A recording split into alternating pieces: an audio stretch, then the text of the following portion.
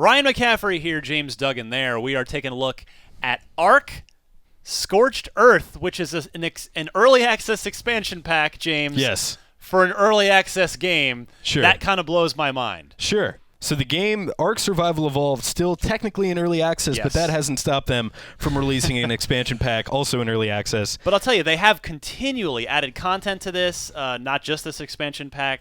And we've been keeping our eye on this for a while, playing it a lot.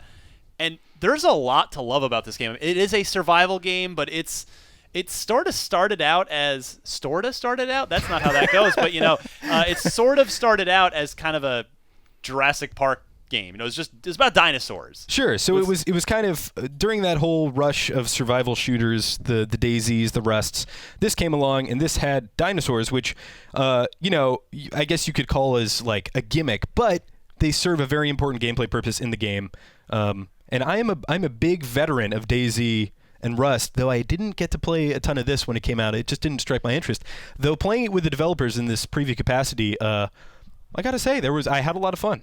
There is a lot to like. There's a lot going on. Now, this expansion pack, which is what you played, yes, James, this is the Scorched Earth. It adds a lot, including, if I'm seeing correctly in the distance there, dragons. Oh yeah, we'll get real close and personal with this Wyvern, as it's called, and these are kind of it's Wyvern, not Wyvern. Wyvern. Have I been pronouncing it wrong my whole life? One developer was saying Wyvern, the other was saying Wyvern. My whole life's a lie. I think it's a tomato scenario.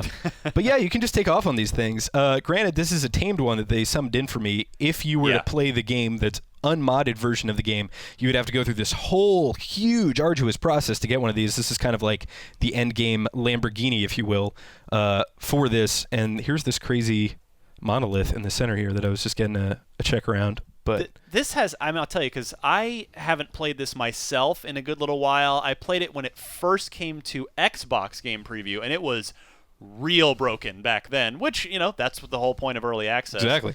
But I can see it's really come along. Now, you were telling me you played on a mid-range PC here at the office, right? Yes. So this isn't even dialed up all the way. No, this isn't even dialed up all the way, and I have to say it looked quite good. There was a lot of very interesting post-processing particle effects. You and I, Jeez. neither one of us can speak. Whatever, which is, the end of the day. Which is the mark of a great Let's Play, when neither host can get the words out. Can finish a sentence. But yeah, I have to say it looked quite good. The one thing that's very noteworthy about this map that isn't necessarily present in a lot of other open world survival shootery type games is this whole map is handcrafted. And it really was evident when you get to structures like this. There's this just amazing, mind-blowing canyon. And when I kind of crest over the top of the ridge here, you can just see all the various parts of it. It was this. So Scorched Earth takes place in a desert, obviously, but it's not just sand. There's so much to explore here, and that was really the most interesting part of this whole thing for me.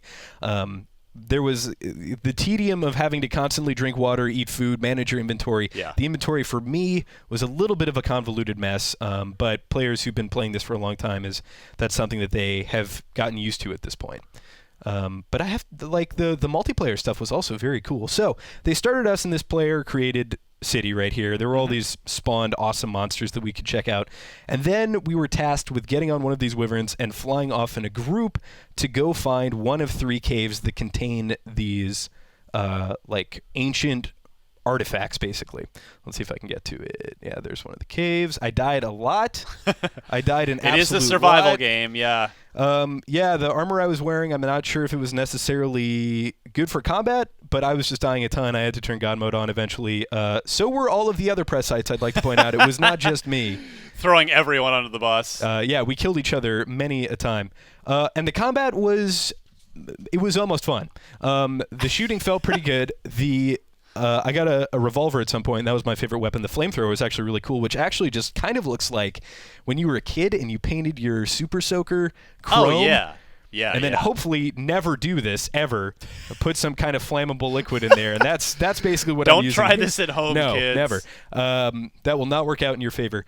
But yeah, the problem that I had with the combat is that there are these caves that are super dangerous. The developers pointed out. Yeah. Getting back to your corpse is a real hassle in if you don't have basically an admin that can warp you back to your corpse. So they all come at you at once, and it's just this absolute swarm of death, and there's not really a great tactical way to deal with that I could figure out aside from using explosives, which hurt your allies. So here is something that I had a lot of fun with. There are these oil jars you can toss. And me being a crack shot Robin Hood, I kind of saw it on the pillar there and decided to ignite it with a flaming arrow, and that lit up the area, which I thought was really cool. There's a lot of those kinds of interactions. That was my favorite takeaway from this, was the stuff that you would think would work kind of in a physics-based thing, and it totally did. And the whole idea with getting these 3 runes is it's going to summon a giant boss, which we didn't end up doing, but we did get to go to Arrakis for a time with these giant worms. Which were quite cool. They popped out. It's like Beetlejuice. It's like the sandworms. Yeah, exactly. Or the worm from Dune. And those were incredibly, incredibly tough. We just put a lot of firepower into them. And like here, I think this revolver looks quite good. I think a lot of it looks quite good.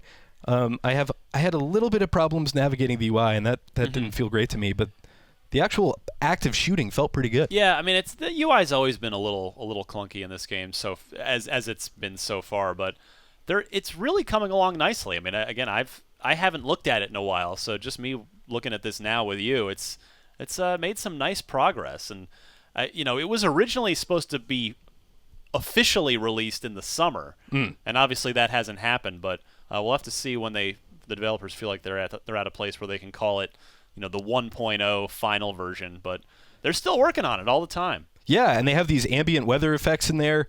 There was kind of a thunderstorm that I ended up dying because of starvation. One thing I will say, I ended up turning God mode on, but still having to constantly battle your hydration and your hunger. Right. While that is the theme of living in the desert and the theme of survival, I really think it's worthy of examination how that affects the core gameplay experience, and if that's really fun.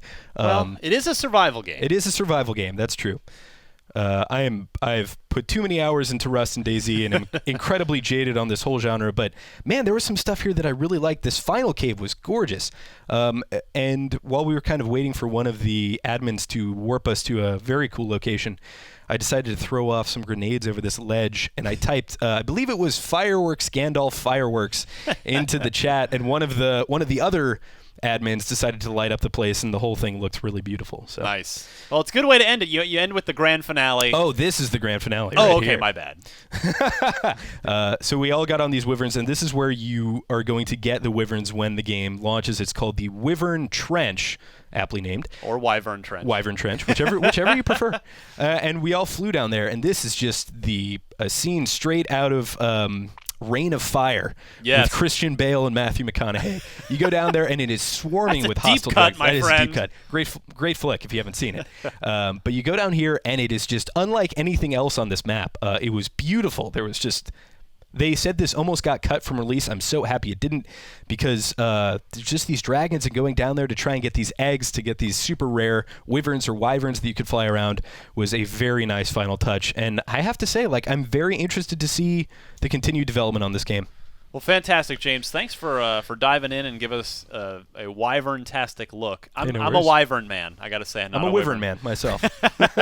We'll fight in the parking lot later, but lots more to cover on Ark Survival Evolved and its expansion pack Scorched Earth, as both continue their progress and development. So for much more on Ark, keep it tuned right here to IGN.